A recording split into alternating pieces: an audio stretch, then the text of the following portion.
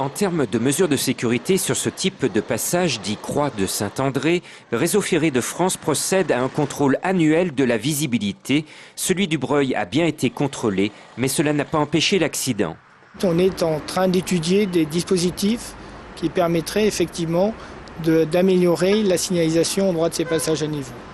Le caractère dangereux de ce passage sans barrière ni signal sonore et lumineux est confirmé par les habitants proches du drame. Un autre accident mortel a fait une victime en 1999 au même endroit. Il y a eu le garde de l'usine qui s'est fait accrocher. Mais lui, il y allait 2 fois par jour. Voilà. Est-ce qu'il n'a pas vu le train arriver? Je ne sais pas. L'idéal serait d'avoir des témoins de présence de véhicules sur les voies pour prévenir du danger le conducteur du train, comme cela se fait en Israël. Mais ce type de matériel casserait la vitesse de nos trains. Selon Réseau Ferré, il serait impossible de tenir les horaires.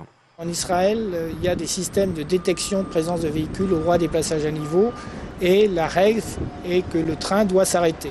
Cela veut dire en règle générale que le train doit rouler à des vitesses assez faibles, de l'ordre de 40 à 50 km/h. En Rhône-Alpes, il y a 81 passages à Croix de Saint-André comme celui-ci. Réseau Ferré de France attend le résultat de l'enquête avant de voir comment il est possible de fermer ce passage dangereux. La solution serait de détourner le peu de circulation un peu plus loin sur un autre passage à niveau mieux sécurisé.